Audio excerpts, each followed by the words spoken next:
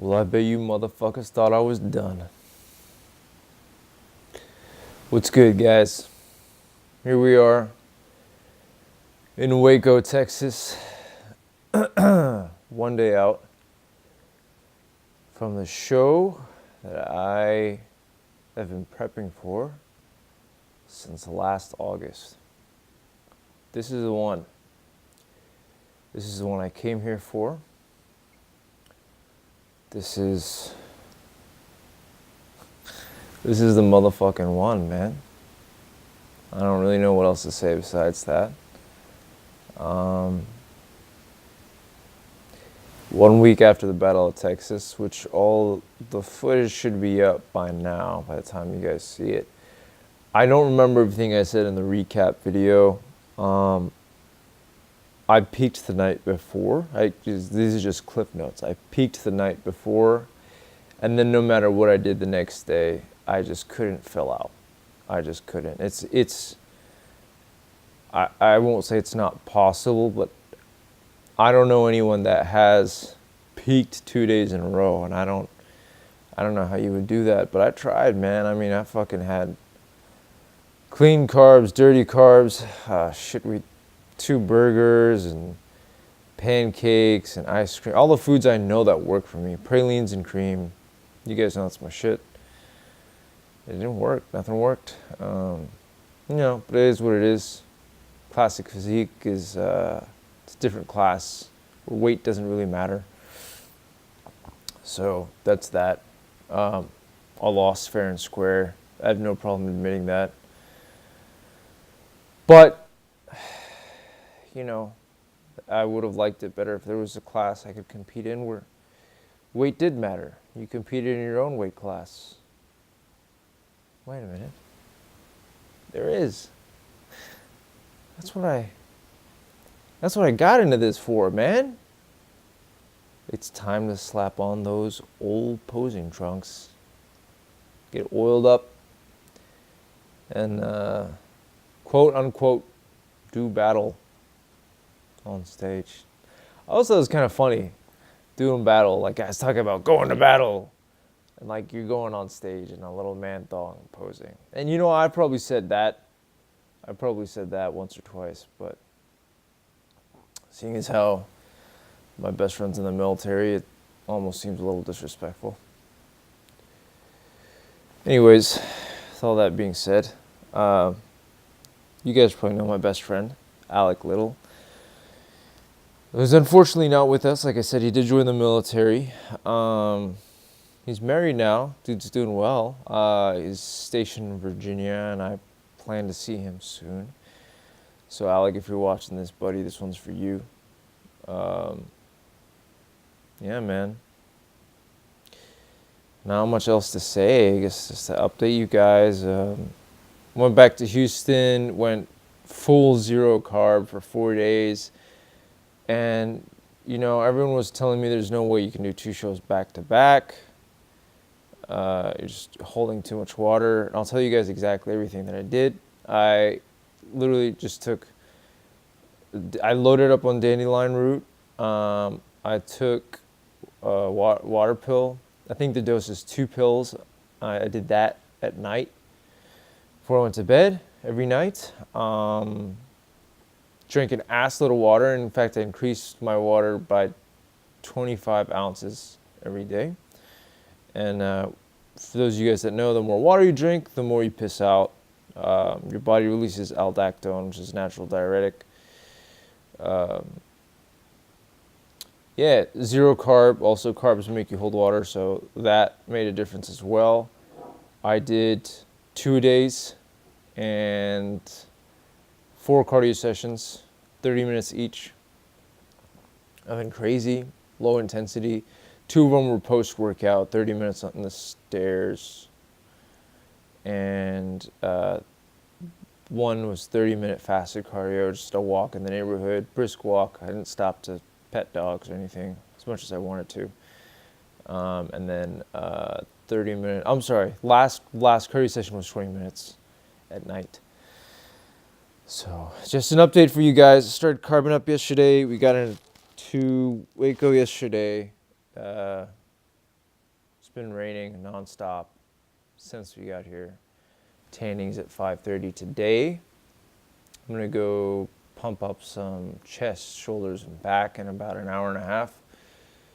And that's that. Unfortunately, we won't be able to get any workout footage for you guys. It seems to be a bit of an issue for us here, but that's okay. Helps me focus. It's hard enough staying focused when you're working out in short shorts, staring at the legs in your veins. So I got some questions from you guys. I put a post out on my Instagram. It was actually on my Insta story for questions, and I did have some there. And I know Eric has some questions as well. So let's start with that. I have here my questiones. I should have probably had this ready before the video started rolling, but you know what? I don't care. Okay. First question. Do you suck hairy toes, you fodu? That's from my Canadian brother, Shadril. Shadril's a very important character in my life. He taught me how to boil eggs. So thank you for that, Shadril. No, I don't suck toes. Hairy toes. Lewis from Toronto, boy, asks, who's your biggest inspiration growing up and why? It's a good question, man. Believe it or not, it's not a real person. It's actually a fictional character. For those of you guys that are very close to me, you already know who it is. If you've played the game Metal Gear Solid, you know who Solid Snake is. And before I even get into why, I've just found that real people can be disappointing when you meet them in real life. Especially when you idolize someone, you tend to put them on a pedestal. And you think they can do no wrong. This could be anyone. This could be family members, you know, your father, your big brother, maybe just someone you looked up to in school growing up, and then you got to know them. You're like, wow, this guy is a complete jackass. You know, that happens with celebrities, that happens with bodybuilders. I've rarely had a good experience meeting IFBB pros, and I've met quite a few. And a lot of them have been major disappointments. So for me, the reason I really looked up to Solid Snake is he was dealt with a shitty hand of cards, man. I mean, he had the shitty genes. If you guys know the story, pretty much he was born to fail, and he did anything but that. He succeeded when all the odds were against him. They call him the man who made the impossible possible. And that, it's really, you know, just playing the game. It was one of the first games I ever played. And I learned more life lessons from that game than I did for anything else, man. So, definitely my biggest inspiration there. Let's see. Next question. Why classic physique? Now another good question. I don't know how they knew that, because when I put this out, I don't think I had released that I was doing classic physique. I don't remember telling anyone. No, I didn't. I didn't put it on my Insta story. I feel like I may have heard that word going around a couple times in the background.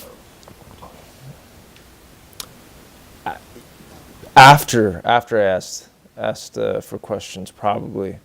Maybe, I don't know, man. I have no fucking memory right now. But, you know, I just wanted to give it a shot. It was something that Mike Kaiser, who used to be an IFBB pro judge, he's now affiliated with GBO. Great guy. Awesome guy. Very kind. He said that I would have been a shoo-in for the class. Grant, he saw me in the off season, but he said I had a really good X-frame. So it's just something I wanted to give a shot. And I probably should have answered this question before, because now it's going to seem like a bit of an excuse. But my main reason for it is I wanted to use it as a test run. I wanted to 'cause it's been such a long time since I peaked, man. Your body changes. You know, like I used to be able to prep on brown rice. The first bite of brown rice I took this prep, my stomach just got bloated immediately, and I had digestive issues, and I was like, fuck, well, this isn't working. So I really just wanted to see, like, because I knew I wasn't going to nail my conditioning. You know, when you come in for bodybuilding, I want to have striated glutes, which unfortunately I don't think I will have this time around. But, you know, it is what it is. I will work with what I have, and we'll see where I end up. Obviously, not doing this to get second place or last, but you know, we're gonna work with what we got. That's really, at this point, one day out, that's really all we can do. Yeah. So really, it was just a test run. I wanted to feel things out, see how the class was. Complete failure on my end. Didn't like the class. Maybe it was just the show, but the other thing is I originally wanted to do Classic Physique because me and Alec were going to compete in it together, and it would have been cool just to be in the same category together. But who knows? Maybe sometime in the future, once this, after this rebound and off season hits. Okay, next question. Why did you have someone guide you through your peak week when you prepped yourself? That's a really good question, actually. And I do want to start off just by saying, if you guys, and I think I did mention who it was, my friend Tommy. The reason I went to him, man, is I really respect the guy. He always comes in with nasty conditioning, and I've never had anyone help with my peak week before. I just wanted to, like, kind of get an idea, you know, and it was nothing wrong on his part. I mean, he did absolutely awesome, but it was just, he wasn't there for my prep, so he has no idea what works with me, what works for me, and what kind of foods I need and things like that. Like I said, I peaked the night before, but if you guys watch the video, I was still flat. I could have still filled out more, so there's that. But yeah, no, it was just a mistake on my part. I think it was just like I wanted that safety, and I didn't really have anyone I could turn to because no one was there for me as far as a coach or anyone. But like I said, I just really respected Tommy's conditioning, and he is a coach. He coaches other people, and his clients have great results. So, you know, he works like 2 minutes from my parents' place too, so it wasn't hard to go in and talk to him. Yeah, but again, nothing against the guy, not his fault at all. It's just this time around, did it all myself. We started carving up a day early, kept it clean. Just playing it by ear. We'll see what happens. Eric, you got some questions for me, buddy? Oh, it's about to get deep. Uh-oh. Let's hear it, man. Okay, so last week, I had to help you with your luggage to go upstairs because you were so depleted for your show. And it basically looked like you were dying. And that brought the question to me, why would any human being do this to themselves to be judged in front of a bunch of strangers? Why do you do this to yourself? You should have just left it at, why do you do this to yourself? No. I needed all that extra stuff. No, that's a good question. That's a really good question, man. Another reason I like working with Eric. You guys should hear our conversations behind the scenes. Your shit gets deep and dark. Yeah, especially those late night IHOP talks, which y'all better believe we're hitting some IHOP after this shit, man. You know, it's funny because when we shot Matt's video, I don't know if you remember what he said. He said that I don't believe getting in the best shape possible should be criticized. And when I talked to him about that later, he said, especially by a panel of strangers. And I agree. I completely agree. I don't know who the fuck the people are on the judging panel. Never seen them before in my life. Never heard of them. You know, as far as I'm concerned, they're just a bunch of Joe Schmoes. That's not what's important to me. I'm a competitive person. And unfortunately, as far as bodybuilding goes, it's a very dark sport. There's really only one avenue you can take, and it's the sport of bodybuilding. Unless you're into weightlifting, you go powerlifting or, you know, CrossFit. But I have nothing against CrossFit. You know, for me, it's always been about I want to be my absolute best.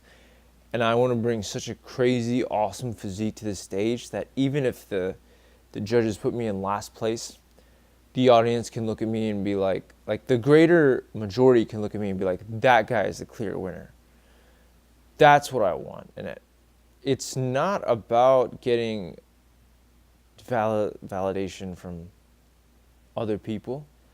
It's just about when you see something really great, when you have people like Michael Jackson, okay? I listen to metal. Like, I listen to deep, dark, like, I'm talking like Thyroid is Murder, Molotov Solution. I listen to some crazy shit, man. I even listen to black metal. But I love Michael Jackson's music. I can jam out Michael Jackson any day of the week. And I believe the reason for that is he was so good at what he did that he could pull people from different genres. That's what I want to do with bodybuilding. I want to have a physique so great that whether you love bodybuilding, hate bodybuilding, whether you like, you know, physiques or whatever that is, you look at what I present on stage and you're like, holy shit, that guy looks good. Like Dexter Jackson did that for me. You know, growing up, my brothers would watch bodybuilding videos all the time, and I'm like, you guys are gay. You're watching a bunch of dudes oil up, man thongs, posing on stage. And then I would see Dexter Jackson, and I was like, okay, you know what? That guy actually looks good. And the more I saw him, like I was so against the sport, but the more I saw him, I was like, you know what? I want to look like that. And that's just what happened, man. So it's not so much about being judged by strangers. It's just about presenting the absolute best, craziest physique I can on a stage to the world. There just happens to be a panel of 5 strangers I've never ever heard of that are judging me. That's just how the sport is. That's why their opinion is not that important to me. Next question. Okay. So, what does this do for you? Well, it definitely gives me an outlet for the competitive edge. There's something about prep, man. It's character building. It does something to your life. Like, I have a huge, deep appreciation for all my close friends and family members because I see how they've supported me through this prep. After the way I've treated them, after the way I've ignored them and neglected them and been so fucking selfish. It's character building because there's just the amount of discipline that it takes. There's certain things you can't do, certain things you can do. And, you know, there's different styles and, you know, people have different ways of dieting now, but me, man, I've always just been old school, hardcore, fucking egg whites and rice cakes. I'll put cinnamon on my egg whites to control that insulin spike when I eat those rice cakes. And I don't care what it tastes like. It doesn't matter to me. You know, it's just every time I go through prep, I come out stronger, more disciplined, and it's just like when you work out consistently, whatever you learn in the gym, you carry with you. You carry outside of the gym into your life, into every day, and I feel like that's what prep does for me. So That's that. Do you ever feel or allow yourself to feel like an underdog? Absolutely. I. It's not that I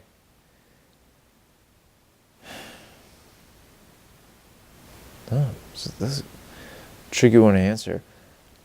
It's not that like I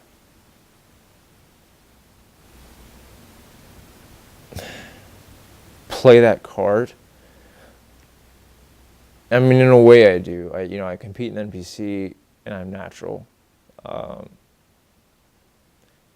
But for me, I always wanted to be like the overwhelming dominant force, and God willing, eventually, it will be that case. But I think there's definitely a negative connotation with playing the underdog, because it's like there can be so much hype around it, and a lot of times people can use it as an excuse, and I don't ever want that to be my case. I would say for me it's more of just being newer to competing, especially like NPC, and the judges and none of these guys, they've never heard of me. They don't know who I am. I live in Canada. I'm not like recognized. I don't really go to like conventions or fitness expos or any of that stuff. I always just kind of keep to myself, do my own thing. So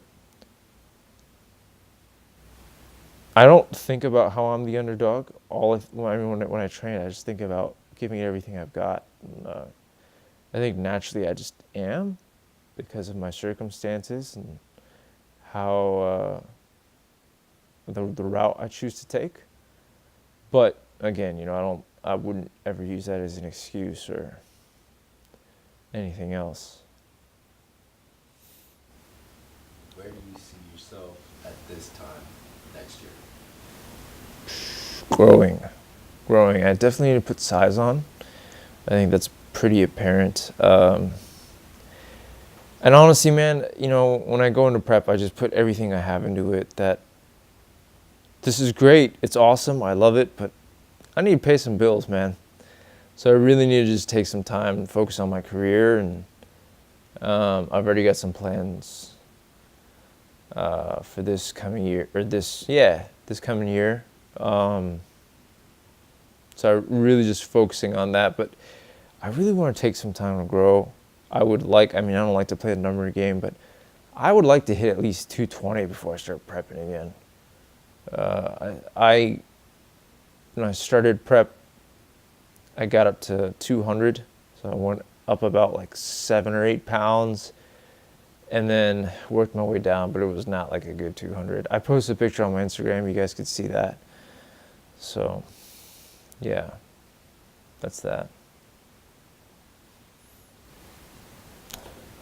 Oh. Ask how you plan to get there, but you get that already. Yeah. Yep. So that's that, guys. I appreciate the questions. I think there were more. I don't want this to be a super long video. Maybe we'll get them in the recap video for this show, which hopefully will be a better turnout. You know what? Honestly, at this point, if it isn't, I'm not even pissed. It's my own damn fault. I really wanted those striated glutes. I didn't quite get there. I got a little bit going on, but it's nothing, I don't think it's gonna be super competitive on stage. That being said, I still have a date. I'm gonna do everything I can in this day, just like I did everything I could between this last show and now, just like I did everything I could this entire prep, which at the end of the day, man, I'm gonna negate what I just said by admitting we can always do more. We can always do more, but